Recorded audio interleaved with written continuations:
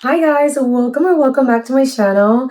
I think this is actually going to be the first long form video you're seeing from me here, which is honestly super exciting. I know it's technically not summer yet, but summer is absolutely my favorite season ever, and I always try to extend it as much as I can. And honestly, since it's already feeling like summer, I thought this would be the perfect time for this video. You probably already know what this is from the thumbnail or title, but today I'm going to be giving you my summer book recommendations. And to make everything a little more fun, I decided to divide the books into mood categories instead of genres. So instead of talking about romance, fantasy, or thrillers, we're basically going to be talking about different types of summer vibes. We're going to start with books for fun main character summer, and these are basically books that feel bright, funny, romantic, and cinematic. The first three books that I'm going to be talking about are all by Emily Henry. First, we have People We Met on Vacation. In this one, we're following Poppy and Alex, who became best friends after sharing a car ride home from college. Even though they live completely different lives for most of the year, Poppy in New York and Alex in his small hometown, they've kept up this tradition of taking a one-week vacation every summer for over a decade. But something happened on their last trip 2 years ago, and they haven't spoken ever since. Now, in one final attempt to fix their relationship, Poppy convinces Alex to go on one final vacation together. Throughout the trip, we slowly uncover what actually tore them apart in the first place. Next, we have Funny Story. Funny Story is honestly a little bit complicated to explain, but we're basically following Daphne as she tries to rebuild her life after her fiancé realizes that he's in love with his childhood best friend, Petra. Now, Daphne is stranded in Wayne Bay, Michigan, with only her dream job as a children's librarian to hold on to, and somehow ends up becoming Miles' Nowak roommate, who just happens to be Petra's ex. At first, they mostly ignore each other and stick to their own routines, but one night, while drowning their sorrows, they unexpectedly form a strong friendship and a plan. They decide to start posting misleading photos of their summer adventures together. But obviously, there's no way, absolutely no way that Daphne could fall in love with her ex-fiancé's new fiancé's ex. Right? Next, we have Happy Place. And this one we're following Harriet and Wynne. They were basically the perfect couple ever since they met in college, except that they're not together anymore. They actually broke up 6 months ago, but they haven't told any of their friends. Every summer, their group of friends has spent 1 week together on this cottage in Maine to escape their everyday lives and just be together. But this year is different because the cottage is being sold and this is going to be their last summer there. The problem is that Harriet and Wayne ends up sharing the same bedroom, and neither of them wants to break their friends' hearts on what's supposed to be one last perfect week together. So they make a pact to pretend that they're still in love with each other for everyone else's sake, even though the relationship is over. Or is it? When in Rome by Sarah Adams. This is actually part of a series of interconnected standalones, and this is the first one. When in Rome follows Amelia Rose, best known to her fans as Ray Rose, who's basically a huge pop star. After feeling burned out for way too long, she decides to escape everything for a while and spontaneously drive to Rome, Kentucky in the middle of the night. That's where she meets Noah Walker, a pie shop owner who inherited the shop from his grandmother. After some convincing, Noah reluctantly lets Amelia stay in his guest room until her car gets fixed, and over time, he starts separating Amelia Rose from Ray Rose and actually seeing her as a person instead of just a celebrity. As they grow closer, Noah helps her experience the slower and simpler parts of life that she's been missing for years, while Amelia helps him open up his heart again. Better Than the Movies by Lynn Painter. This is actually a rom-com about rom-coms, which is so fun. We're following Liz Buxbaum, who is a completely hopeless romantic. She's had a crush on this guy named Michael for years. But before moving away, he barely even acknowledged her. Now he's back in town and Liz is determined to do whatever it takes to finally get his attention, which is how she ends up reluctantly teaming up with Wes Bennett. Wes is her neighbor and has basically been annoying her ever since they were kids, but since he and Michael are getting along, Liz sees him as her way in. So the two of them come up with this plan to get Liz her dream prom date with Michael, but the closer she gets to us, the more she starts questioning everything she thought she knew about love. This is definitely a very YA romance, but if you're in that age range, or if you really enjoy cute pink rom-coms, I honestly think you'd have a lot of fun with it. The next two books that I'm going to be talking about are actually part of not a series, but a universe of women in STEM, and they are both by Ali Hazelwood. The first one is The Love Hypothesis. In this one, we are following Olive Smith. She's a third-year PhD student who doesn't believe in lasting romantic relationships, but her best friend absolutely does. And that's how Olive finds herself in the situation of trying to convince Anne that she's dating and on her way to a happily ever after. So after lying to her friend, she finds herself in a situation where she doesn't have any other choice but to kiss the first man that she sees on a hole. And that is no other than Adam Carlson, who's a hotshot professor who's also well known as an ass. But by a miracle of sorts, he agrees to keep her charade a secret and be her fake boyfriend. After a science conference that goes terribly wrong for Olive, Alex surprises her again with his support, and now their experimenting feels dangerously close to something real. And the last in this category is actually Love on the Brain. This one follows B. Königswasser, who's basically a huge Marie Curie fan, and she gets offered a position at NASA to lead a neuroengineering project. The only problem? She has to co-lead with Adam Levy.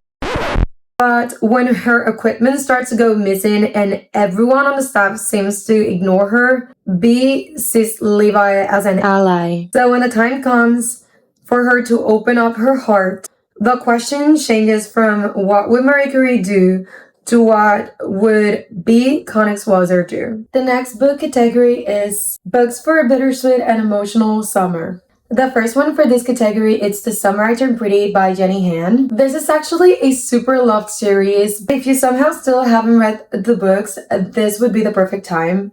We have The Summer I Turned Pretty, It's Not Summer Without You, and We'll Always Have Summer. But I'm only going to be talking about the first one because I don't want to spoil anything for those who haven't gotten to them yet. We're following Belly, and every summer between the months of June and August, she goes to Cousins Beach, where her mother's friend owns a beach house, and she spends every little moment with Susanna and her sons, Conrad and Jeremiah. She's known them ever since their very first summer, and for her, they've been everything, from brother figures to crushes. Until one summer, everything changes and ends up the way that it should have been, at least for Belly, all along. The 7 Years Sleep by Ashley Poston. This is actually a romance with magic realism, and it is really interesting because we are following our protagonist, Clementine, after losing her aunt who she was really close to. So for the last year, she has followed a plan to keep her heart safe. But one day, as she gets to her late aunt's apartment, she finds a strange man in the kitchen.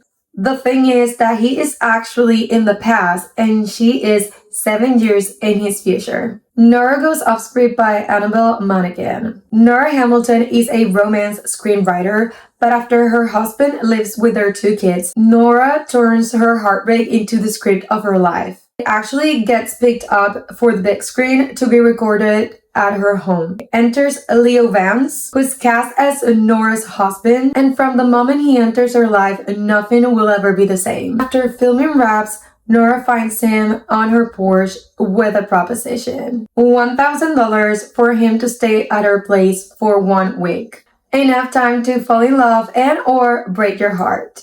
Carrie Soto is back by Taylor Jenkins Reid. Carrie Soto retires at the peak of her career as the best player the world has ever seen. She has shattered every possible record and claimed 20 slams. But 6 years after her retirement, she finds herself sitting in the stands watching a record be taken by another player. At 37 years old, she makes a decision to come out of retirement and attempt to reclaim her record. Eleanor Oliphant is completely fine. Eleanor struggles with social skills and basically says whatever she's thinking no matter what. She thinks nothing is missing in her routinary life. But everything changes when she meets Raymond, a co-worker, after they help an elderly man who collapsed on the sidewalk. And to her surprise, it's Raymond's heart, the not so likable guy from her office, at least in Eleanor's opinion, that helps her begin repairing her own profoundly damaged one. Atmosphere by Taylor Jenkins Reid. It's a love story but also a historical fiction following John Goodwin, a physics and astronomy professor at Rice University, who's been obsessed with the stars for as long as she can remember. One day, she comes across an advertisement seeking the first women scientist to join the NASA Space Shuttle program. And she gets selected from a pool of thousands of candidates in the summer of 1980, beginning her training at Houston's Johnson Space Center. There, she meets the other candidates, and as the new astronauts become friends and prepare for their first flights, she finds a passion and love she never even imagined. In December of 1984, on a very specific mission, it all changes in an instant. Next category: books for cozy summer days. Starting up with the Rebel Blue series by Lila Sage. This one is a series of interconnected standalones, and if I remember correctly, they are all written in dual POVs. The first one is Done and Dusted, followed by Wild and Wrangled, Lost and Lassoed, and finally Wild and Wrangled. In terms of the first one, we follow Clementine Ryder, also known as Emmy. She has accomplished everything on her to-do list. Left her small town, went to college, and made a career for herself horse riding, which was her favorite thing. But after suffering an accident that makes it impossible for her to compete again, she's forced to get back home, a place she always wanted to escape. And we have our love interest, Luke Brooks. He's the small town notorious bad guy, bar owner, and bachelor, and technically part of the Ryder family as Emmy's older brother best friend, who always antagonized her as a kid. After years without seeing her, she walks into his bar and into his life, and he can take his eyes off her. And despite knowing better, he wants to do a lot more than just look at her. Swift and Saddled. In this one, we're following Ada Hart, who recently got separated from her husband. She has her own business, and one of Wyoming's largest ranches just hired her for what seems to be the most important job of her career. When she gets to the town bar, she ends up hooking up with a guy, only to find out the next day that he is actually her new boss, Weston Ryder. Even though this one is more physical at the beginning, if you don't tend to like that, I promise it gets so much better as the story progresses. Lost and Lassoed. In this one, we're following Teddy Anderson, who's Emmy's best friend, as she finds herself with no plan for the first time in her life. Looks like me right now. Not gonna lie. She gets back to her small hometown to reunite with her bestie, only to then be offered the job to babysit Gus Ryder's 6-year-old daughter, staying with him for the summer. He can stand steady, it's not who he had in mind, but with no one else to help him out, he finds himself accepting it. And with the whirlwind of emotions going on around them, Gus and Teddy start seeing each other in a different light. And Wild and Wrangled. Lastly, we're following Camille Ashwood, who gets stood up at her wedding. Finding herself alone and with nowhere else to go, she discovers that the house she's loved ever since high school is available to rent. The only problem? The neighbor. Dusty Tucker, our love interest, has spent his entire life running from Cam, his first love. He kept telling himself he was okay with Cam keeping him at arm's length until now. Because now she's no longer getting married and it's suddenly living next door. And now he wants to prove to her that he can be the kind guy who stays, maybe even just as friends. Right? Sounds Like Love by Ashley Poston. In this one, we're following Johnny Lark, one of the most coveted songwriters of LA, and she can't seem to write. She finds herself in the worst creative draw of her life with only emptiness inside her. She gets back to her hometown of Vienna Shores North Carolina, hoping that everything there will spark her inspiration. But when she gets there, nothing is as it was. Her family's venue was closing, her mother's memory were fading, and her best friend was avoiding her. Until one day she hears a melody in her head, along with a mysterious voice belonging to another musician. She thought it was all a figment of her imagination, until the man attached to the voice she's been hearing suddenly shows up in town. They make a plan, finish the song, break their connection, and don't risk their hearts in the process. It's a love story by Annabelle Monaghan. Jane Jackson knows that true love is a lie. She's a creative executive at Clearwater Studios, trying to make it big. But in doing so, she might have faked it a little too far. Because desperate to get her first project on the go, riled up by cinematographer and one-time crush Dan Finnegan, she claimed that Jack Quinlan, the hottest pop star of the moment, had promised to write a song for the soundtrack. Even though he was her very first kiss, she hadn't spoke to him in years. So now she must turn to Dan for a huge favor. Go with her to the music festival on Long Island, his hometown, where Jack was going to play, and try to convince him to join the project. Spend a week together in close quarters trying to achieve the impossible. And maybe, just maybe, you'll be surprised by the results. And we've finally gotten to the last book in this category, and that is No Matter What by Cara Baston. In this one, we're following Ross and Vin after a traumatic accident threatens to tear their marriage apart. Ross has held out hope that they can fix everything until she discovers that Vin has signed a new lease. So she goes out trying to figure out life by herself now that she was going to be alone really soon, and signed up for figure drawing classes. And even though she's doing everything she can to forget what's actually going on at home, she can't seem to take it out of her mind. While both of them begin working through their personal struggles separately, they slowly realize that all this internal work might actually be helping repair the broken pieces keeping them apart, and creating a completely new version of what their life together could look like. Our next category is books for a dark thriller summer. I'm going to try to say as little as possible about these next books because they're all thrillers. I genuinely think these are the kind of stories that the less you know, the better. Starting with The Housemaid by Frida McFadden. In this one, we're following Millie Calloway, who gets hired to clean the Winchester house and help with whatever Nina, the wife, asks her to do. But slowly, everything starts to feel a little strange, from the way that the family acts to the room she's given in the house. And as everything begins unraveling from there, the story really starts making you question whether you can truly ever know the people you spend the most time with. A Good Girl's Guide to Murder by Holly Jackson. This is actually a trilogy, and also the TV show is on Netflix, so you could definitely read it and watch the TV show after. The books are A Good Girl's Guide to Murder, Good Girl, Bad Blood, and As Good as Dead. I'm only going to be talking about the first one because, again, I don't want to give any spoilers. So in the first one, we're following Pippa Fitzmaurice. She's in her last year of school,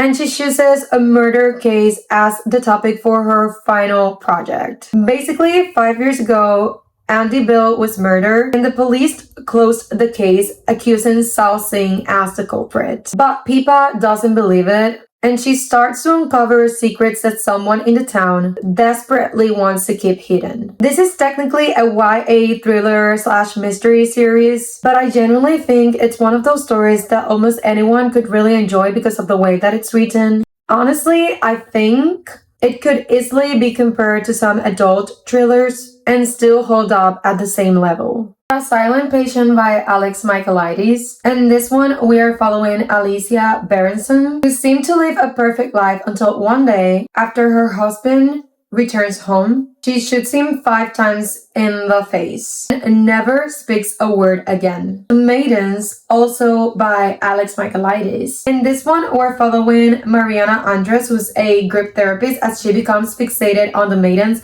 a secret society of female students at Cambridge University, after a friend of her niece is found dead on campus. The only one left by Riley Sager. In 1929, the Hope family murders shocked the entire Maine coast. While almost everyone assumed Lenora Hope was responsible, the police were never able to prove it. She's always denied being the murderer, but had never spoken publicly about it. Now we're in 1983, and Keith McDear gets to Lenora's home to take care of her after her previous nurse fled the house in the middle of the night. Lenora is now in her 70s, confined to a wheelchair and unable to speak. The only way she communicates is through an old typewriter, and one night she makes an offer to Kit. She wants to tell her everything that really happened that night. This one was actually really good. It's been so long since I've read most of these books. Now I'm getting the ick to get back to a lot of them. None of This Is True by Lisa Jewell. While celebrating her 45th birthday at her local pub, popular podcaster Alex Summer crosses paths with Josie Weir, who's also celebrating her 45th birthday. A few days later, Alex and Josie bump into each other again, but this time outside Alex's children's school. Josie has been listening to Alex's podcast and thinks she might be an interest subject for her series. And even though everything keeps getting weirder, Alex can't resist the temptation to keep making the podcast. Until one day, Josie disappears. Never Lie by Frida McFadden. Newlyweds Trisha and Ethan are searching for the house of their dreams. Under a violent winter storm, they decide to visit the remote manor that once belonged to Dr. Adrian Hale, a renowned psychiatrist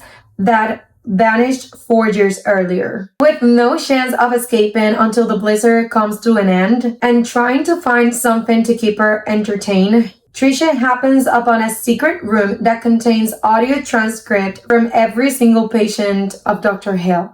As she listens to the cassettes, the pieces of the puzzle fall into place until she reaches the last one that reveals the entire horrifying truth. Sharp Objects by Gillian Flynn. In this one, we're following reporter Camille Preaker. Fresh from a brief stay at a psych hospital, she faces a troubling assignment. Return to her hometown to cover the unsolved murder of a preteen girl and the disappearance of another one. For years, she's been keeping away from her mother and her half-sister. Now, in her old bedroom, she must fight her demons and unravel the puzzle of what's actually going on in this small town. And A Local Woman Missing by Mary Kubica. Shelby Tebow is the first one to go missing. Not long after, Meredith Dickey and her 6-year-old daughter, Delilah, vanished just blocks away from where Shelby was last seen. Now it's 11 years later and Delilah is back. Absolutely everyone wants to know what happened to her, but no one is ready for what's going to unfold. And the last category is Books for an Escapist Fantasy Summer. This is my favorite dystopian series ever, probably top of my all-time favorite series. And I'm talking about the Shatter series by Tahereh Mafi. There are a lot of books in this series, so I'm going to leave them all on the screen, but you already know the drill. I'm going to be talking about the first one, which I know a lot of people that started the series haven't liked this first book and probably left the series unfinished because of it. But I swear this first book basically sets up everything for the rest of the series. In Shatter Me, we're following Juliet, who hasn't touched anyone in a long time.